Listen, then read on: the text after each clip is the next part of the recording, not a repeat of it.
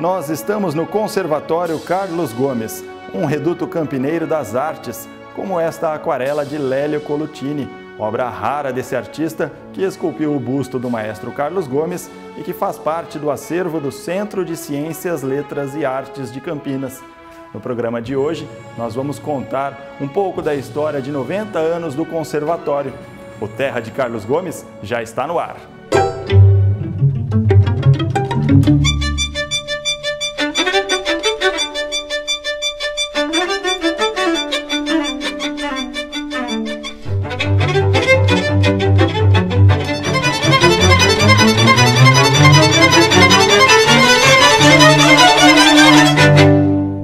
Já são 90 anos do Conservatório Carlos Gomes. Além de música, nós temos teatro, dança e artes plásticas. E à frente de tudo isso está a Léa Zigiati, que comanda todo esse trabalho tão importante para Campinas. Eu gostaria de começar a nossa entrevista, Léa, perguntando por que é tão importante o Conservatório Carlos Gomes aqui em Campinas? Tudo bem? Bom, porque eu acho que foi assim também uma influência de Carlos Gomes, da força artística dele, que fez com que a minha avó, há 90 anos atrás, resolveu dar para um filho dela, que acabava de vir de um seminário que ele não completou, cheio de música na cabeça. Então, ela resolveu fazer um conservatório e pôr o nome de Antônio Carlos Gomes. Então, eu acho que todas as coisas, nada para mim, são por acaso. Tenho a impressão que nós estamos aqui para fazer alguma coisa. Pelo menos a minha intenção é assim de preservar essa memória, preservar esse bem que a minha avó fez por Campinas. E fora isso, a importância desse músico para uma cidade como Campinas, tão pequenininha e que se projetou até a Itália e fez furor lá com óperas belíssimas, inovadoras e fantasticamente belas. Agora, a sua própria história também se confunde com a história do Conservatório, porque você sempre esteve aqui presente. Bom, é que desde muito criança eu frequentava o Conservatório. Eu comecei a frequentar o Conservatório com 4 anos, quando meu tio era o diretor principal, né? E ele, então, me criei naquele ambiente fascinante. Depois aí, música era uma coisa que ninguém achava que era uma profissão, né? Então, eu fiz o curso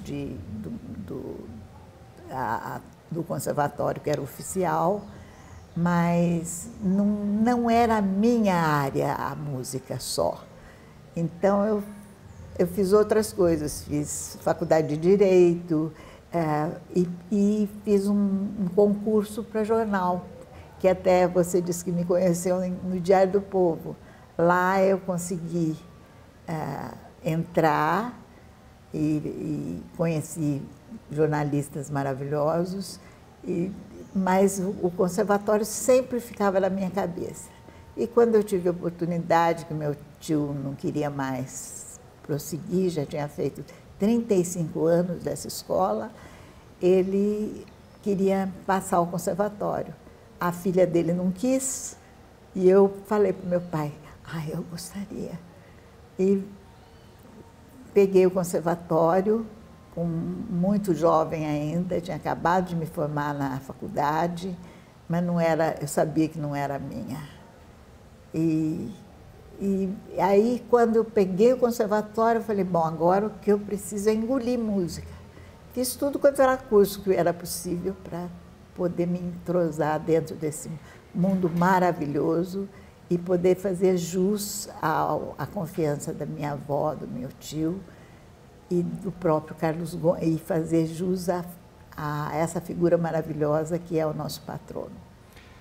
E nesses 90 anos, muitas pessoas passaram por essa escola, muitas pessoas conseguiram se destacar na escola sim. E depois, fora daqui, se destacava até pelo até Brasil, agora, pelo mundo. Nossa, nós tivemos professores maravilhosos.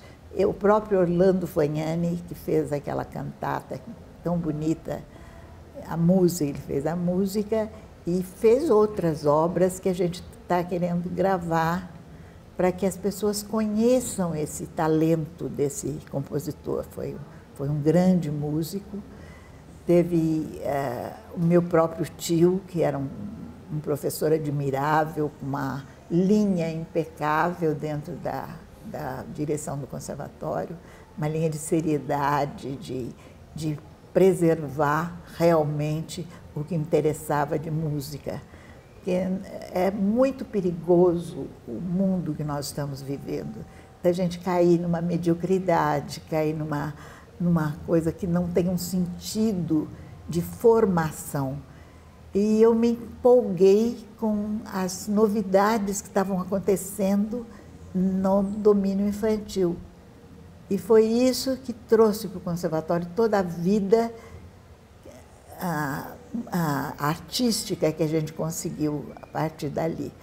E principalmente pela inspiração de eu gostar não só da música, mas de todas as artes em geral. Então a gente uniu isso no curso inicial das crianças. Então a criança vem aqui, mesmo que a mãe esteja interessada, que ela faça só música, mas a gente acaba levando nesse curso inicial para a música, para o teatro, para a dança, para as artes plásticas, até para o cinema. Então, a gente busca desenvolver na criança essa coisa maravilhosa que vai completar para ela a vida inteira. Vai ser uma coisa que vai enriquecê-la sempre, né? E hoje a sede aqui do Conservatório Carlos Gomes está aqui na Fazenda Santa Cândida, já recebendo mais de 500 alunos e sempre renovando essa arte, como eu estava dizendo, né?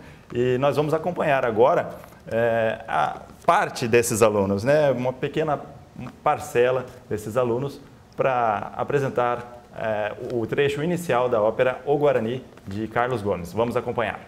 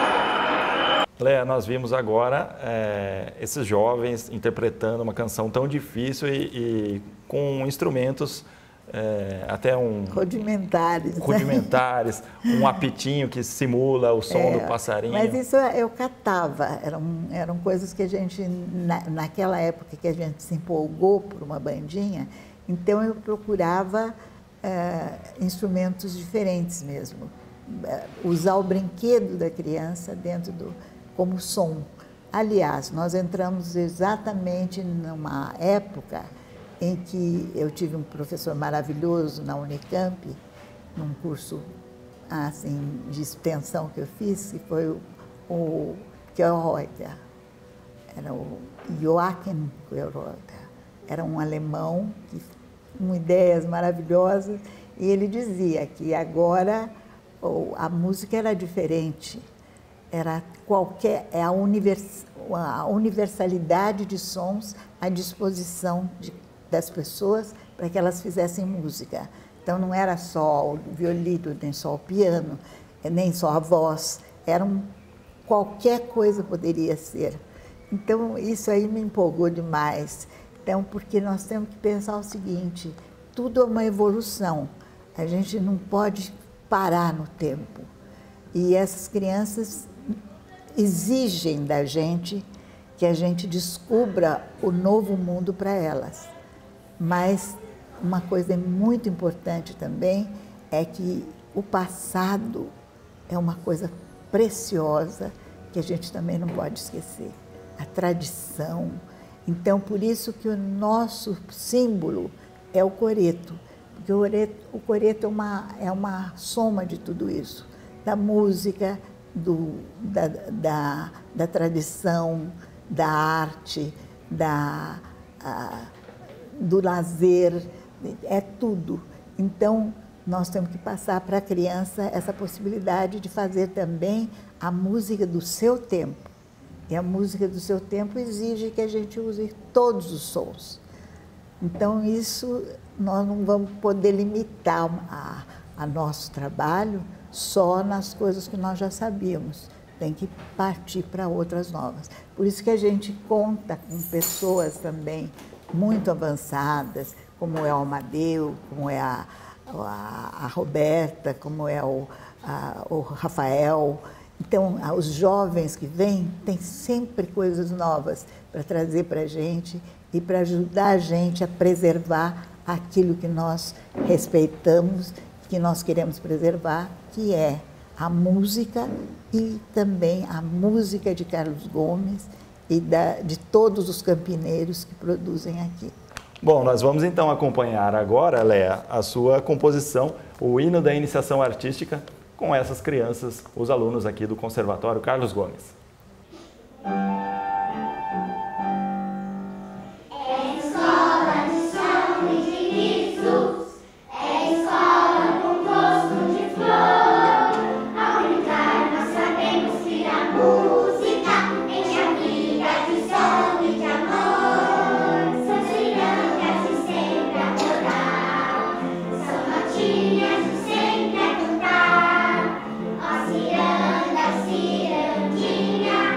Vamos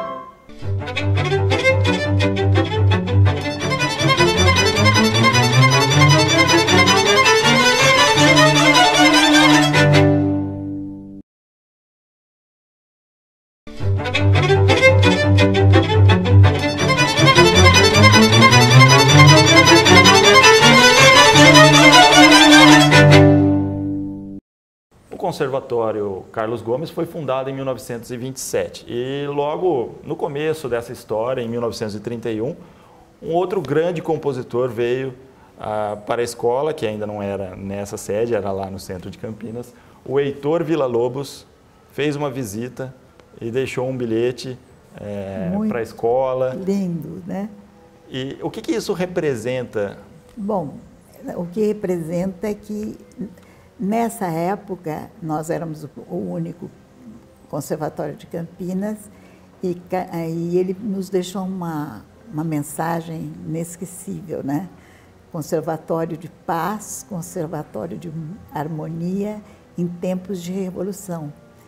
Porque foi na época na véspera da Revolução que São Paulo assumiu, né?